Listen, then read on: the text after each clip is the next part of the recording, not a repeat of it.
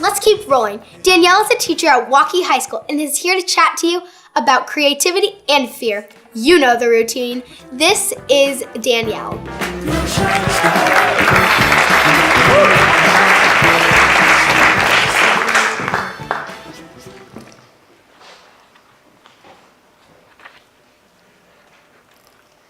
A few weeks ago, I sat in a professional development session listening to Lindsay Law, the woman who will close this event, describe this opportunity. I'm not sure when I decided that this was something I wanted to do, but by the time that I was driving home that afternoon, I could feel myself opening up to the opportunity.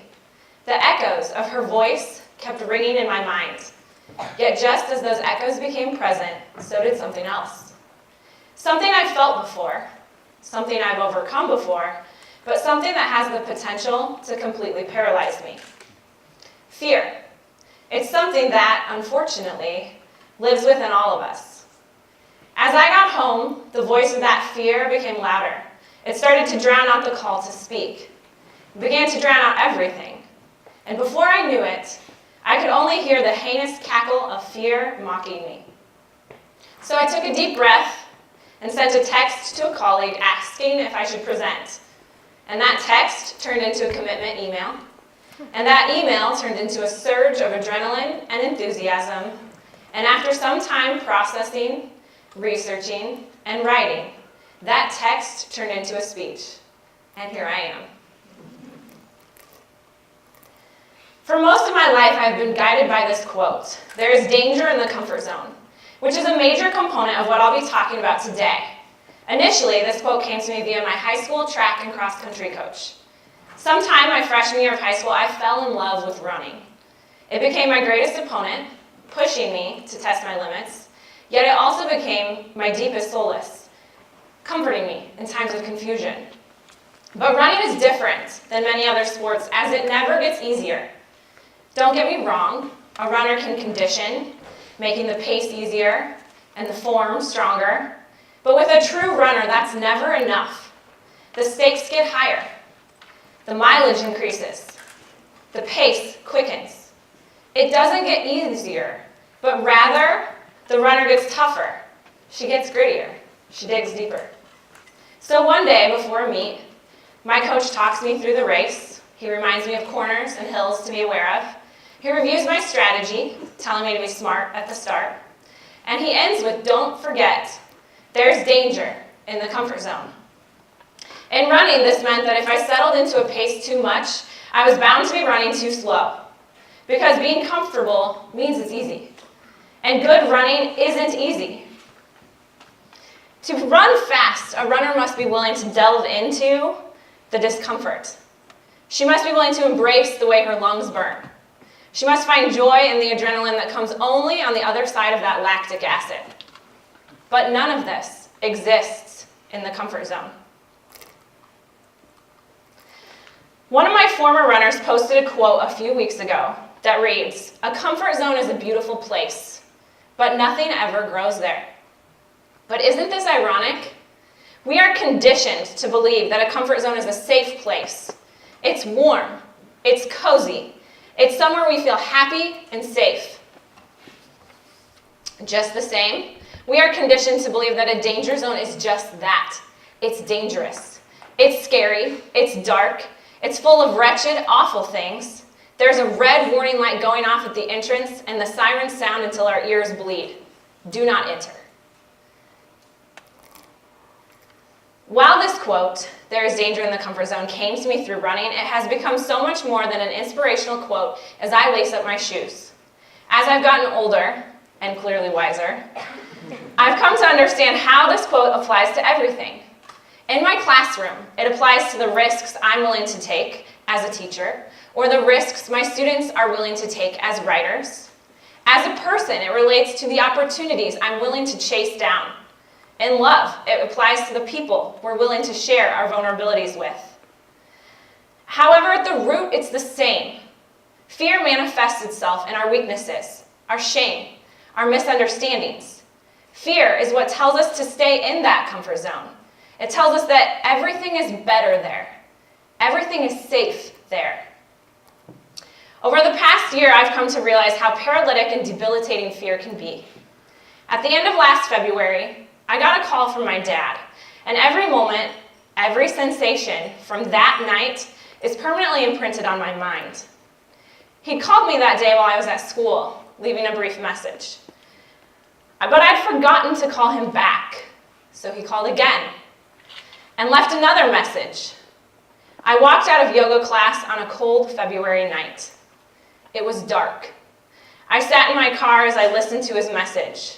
I called him back, assuming he was going to ask me about my car or school or something typical. But instead, he hesitated with his words. He became nervous. And I became nervous because my dad doesn't get nervous. And then he said tumor, and then cancer, and the air felt colder, the night became darker, and my breath stopped. And every moment, every sensation became imprinted on my mind because in that second, I felt fear wrap its hands around my throat and squeeze. Now, let's rewind a bit, because this is supposed to be about fear and creativity, but so far, fear has been monopolizing the focus, as it so often does. Last fall, about this same time, I attempted to write the finishing script for my dramatic playwright class, and I couldn't find the right words. The script had some strong moments, and I felt pretty good about the characters, despite script writing being my self-proclaimed weakest genre. The script was centered on two adult children working together to move their older parents out of their childhood home. One of the children lived near the parents, while the other child lived out of state. The conflict developed through the typical struggles that families and siblings often experience. Yet the finishing scene was just not working. After a conversation with one of my close friends, I came to the realization that I was holding myself back.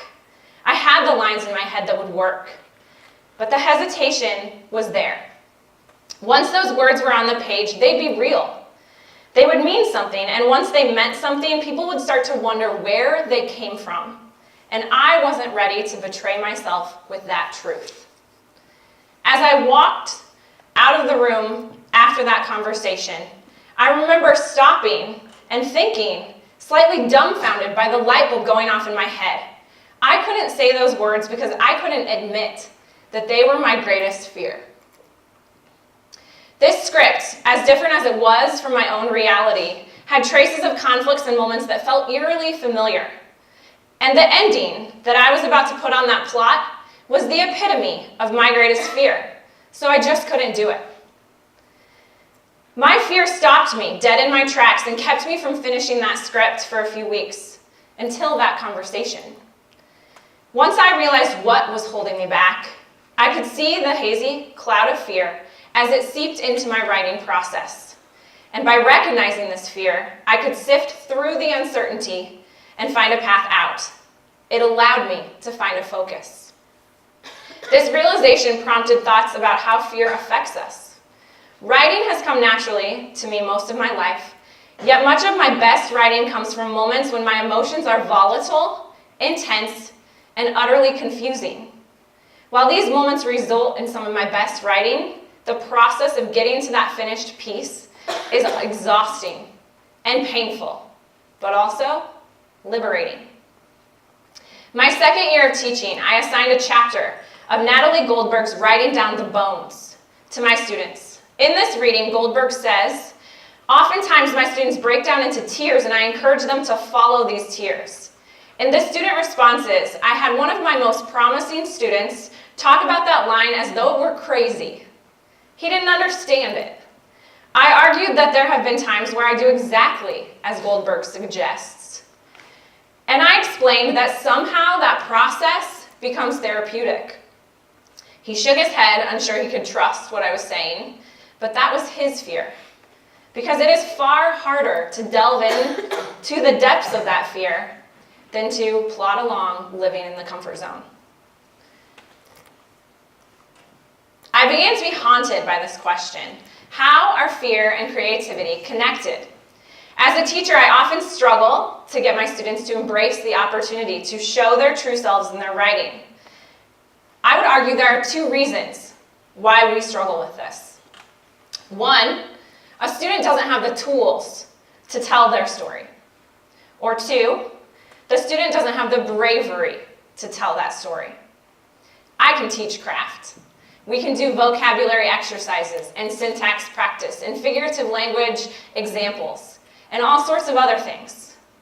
But bravery, that is entirely different, and it is so much harder to manage. According to a book fully devoted to this topic, courage and fear surround the making of art. David Bales and Ted Orland, the writers of this book, claim that fears about art making fall into 2 families. Fears about ourself and fears about your reception by others. If my goal as a teacher is to get my students to delve into their fears and use them to guide their writing, I must find a way to cultivate an environment that not only fosters the bravery to dive headfirst into these fears, but it must also be a place that collectively nourishes and challenges this creative process. The first week of creative writing is devoted to a myriad of pre-assessments and basic creative writing knowledge, but it is also devoted to lessons on the importance of passion, feedback, practice, and most of all, challenging that fear. As I mentioned, my goal is for students to feel safe in a world of uncertainty, in the world where that murky mist of fear clouds the destination they seek. But how does a person do that? In starting this process, my students are shown this picture. As you can see, a person stands at the edge of a cliff. We talk about how this cliff represents taking a chance. We tiptoe to the edge. We look over that cliff, thoughts flooding our minds. We consider every possibility, the good, the bad, those that lead to failure, those that ensure success. And then we let those thoughts become our wings. Or we let those thoughts fasten our feet to the floor as we look longingly to the other side. Brené Brown, a nationally acclaimed writer who focuses on topics of guilt and shame to vulnerability and perseverance, writes that we need resilience and hope and a spirit that can carry us through the doubt and fear. We need to believe that we can affect change. She also goes on to say that tolerance for disappointment, determination, and a belief in the self are the heart of hope. So as my students look at this graphic, I probe them to think about the moments of their greatest fears, their most horrific failures, their most euphoric successes. And then I prompt them to consider what allowed them to overcome these failures and what qualities led them to success. The greatest strength in this process is the realization that fear and creativity share a womb. They are born at the same time and they still share vital organs, as Elizabeth Gilbert suggests in her book, Big Magic. While I would love to stand up here and claim a magic answer to overcoming fear and living beyond the comfort zone, I'm not entirely sure I can do that. But what I can do is tell you the things that I've learned in my life through the observations of my students and through some of the research that I have done. And hopefully it will mesh with your own life. One thing continues to stand out.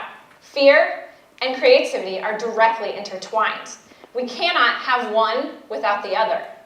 Yet we still must find a way to separate and identify the experiences that are shrouded in fear to fully obtain the depths of creativity. According to Bales and Orland, art that falls short often does so not because the artist failed to meet the challenge, but rather there never was a challenge to begin with. Therefore, when creating art, a person must be willing to take a risk, to find that challenge, to battle that fear. True creativity cannot be reached until fear is explored. Fear is a world of uncertainty, and as Brené Brown discusses, we don't want to be uncomfortable. We want that world that is safe and easy. Fear is not easy. It's relentless. Last week, I had my students do a reflection about fear and failure. Their responses blew me away. Many of them use phrases like shutting down, judged, alone, insecure, and unknown. Yet they also use words like confident, try, help, share. In the end, it became evident that my students, and I would argue everyone, share the same fears. We are afraid of being judged and alone and empty. But if we find someone to share those fears with, they'll help us become confident. They'll encourage us to try. They'll lead us to our strengths. Because as one student reflected, we get stronger because of the risks we take. So if we come back to that cliff, what does it take for us to bridge the gap between the two sides?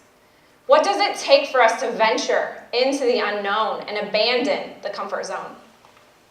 I would say the steps are these. First, find or create a tribe. Tackling fear, living in a world of uncertainty can be difficult.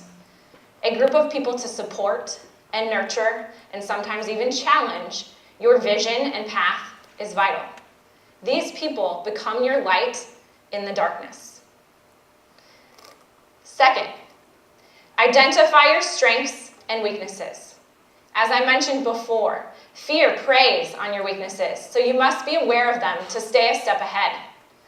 Yet, you also must enrich your strengths.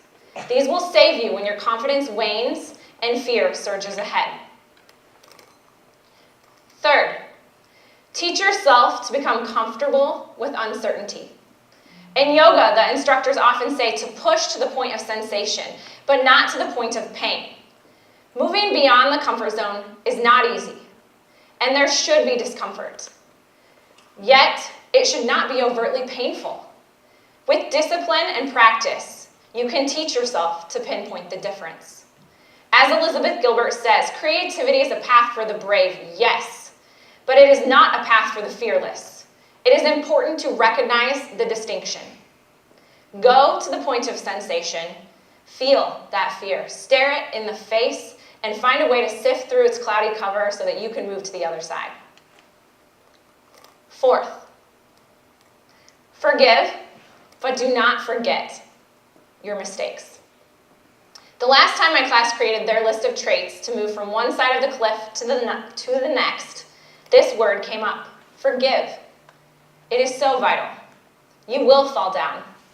You will hit the bottom of that deep pit in between the two sides, but you cannot let yourself wallow there. Funnel these moments into inspiration. Use these failures to build confidence. Challenge yourself to try again. So how are fear and creativity linked? I'm not sure that me or anyone can truly explain this deep, intimate connection. Just like I'm not sure that me or anyone can teach a person to explore this deep, intimate connection. That's a choice that each person must be willing to make. I know that we are presented with fears every day. Maybe it's in an effort to create art, or maybe it's a part of life beyond that. That day in February is imprinted on my mind because of the fear that it caused me. But so was another day in July when I could finally breathe again. That day in July, despite fear rearing its ugly head again, brought me to a place of stillness within the storm. I opened my eyes and realized that by living the fear, by letting it sit down beside me, I'd conquered it, rather than surrendered to it. I didn't let it destroy me, even though I sometimes thought it might. I found people to support me, and I shared my fears with them. I let the emptiness send shivers down my body, and then I countered it with memories of happiness and joy. So, every day, whether it be as you attempt to write a poem, or create a painting, or even master the challenges of everyday life, I encourage you to live bravely. I encourage you to tiptoe along the line between your comfort zone and your fears. And even more, I encourage you to delve into the place where your comfort zone disappears into uncertainty. I encourage you to trust yourself. As one of my students reflected, vulnerability, as scary as it is crucial. And you cannot reach a place outside your comfort zone if you are unwilling to be vulnerable. Our greatest opportunity to create art is by living our lives. And we are all given a canvas that we fill with each moment that we live. Don't let your fears trap you in your comfort zone, for nothing beautiful grows there.